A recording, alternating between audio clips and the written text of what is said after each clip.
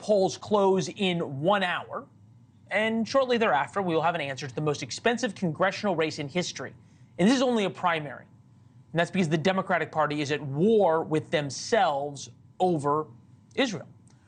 Pro-Israel groups have spent close to $20 million to take out progressive Congressman Jamaal Bowman, who doesn't like Israel, or AIPAC, which is the pro-Israel lobbying group in D.C.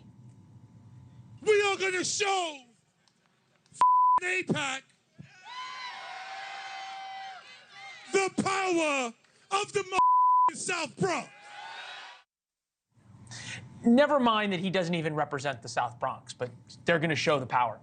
President and partner at Maslansky Partners, Lee Carter, is here. Kurt Bardella, Democratic strategist, LA Times columnist, NewsNation contributor.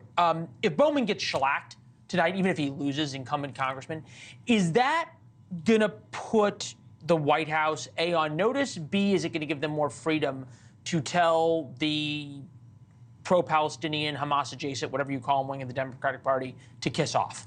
Yeah, I actually think it gives them some freedom to maneuver. They have been in this tight box, unable to really move without alienating everyone all the time. And it's created this almost paralysis where by doing nothing, they're alienating everybody.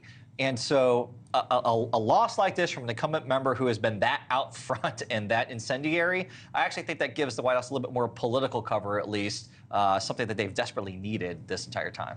How vocal of a minority, how large is the minority on the left of this far progressive ceasefire now group? How big is it? Well, I think you're looking at sort of like 10 to 12% of the electorate there. It's a significant portion, but it's not as huge and as loud as they seem to be. I mean, you would think that was the whole party based on the way they're showing up at events and otherwise, but it is significant. And what's significant about it is if the Democrats don't embrace them, they might end up going to a third party, and it could have a huge impact on the election. Or they just stay home, right? Andrew Cuomo, Jamaal Bowman should pull the fire alarm again because he's going to be smoked by Latimer for New York. The message is clear. Anti-Semitism in any and all forms will not be tolerated in New York, and you can't call yourself progressive without making progress. Vote. I guess, Kurt, what is going to be the turning point in the Democratic Party if this is not it?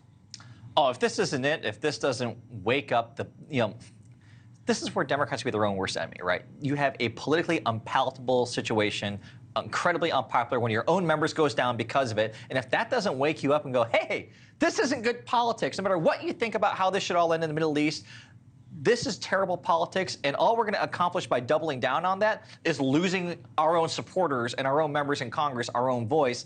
So if this doesn't get them, then they're a lost cause. You know, we often forget where we are in the political cycle, right? Because typically the debates happen in September before a November election. Wait, isn't it only June? Yeah. Please don't remind everybody. Stretch it. Can Joe Biden specifically tack to the center on this and have it still affect voters? Can he get back to the middle? He can, but I don't think that he has a track record that's going to allow him to do that. I think he's been sort of painted himself into a corner, and I don't think that is how people view him. And I think he would have to do some things outside of this that are going to make him feel to the electorate to be more of a centrist. He doesn't seem to have been. I think the good news for the Biden world is no one's really checked in yet who's going to vote in November. Thursday, oh, come on, really? Thursday night is the first time that most people who aren't political obsessors are actually going to tune in and actually figure out how they feel about what's going on. Most people have not checked in yet. All right, 72 million people watched the last debate, 72 or 75, right. I can't remember, the 2020 Joe Biden-Trump. What's your over-under number? Over. Over? Over. Way over? Over. Are we going to get to 100 million? Is this going to be like the Super Bowl? 85. 85 million? 90. 90 $1. million? Wait. And 90 million, and the most the polls are going to change 2%, 3%?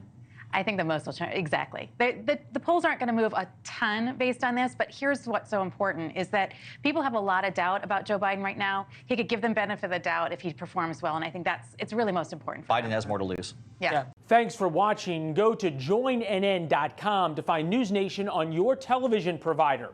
And don't forget to click the red subscribe button below to get more of NewsNation's fact-driven, unbiased coverage.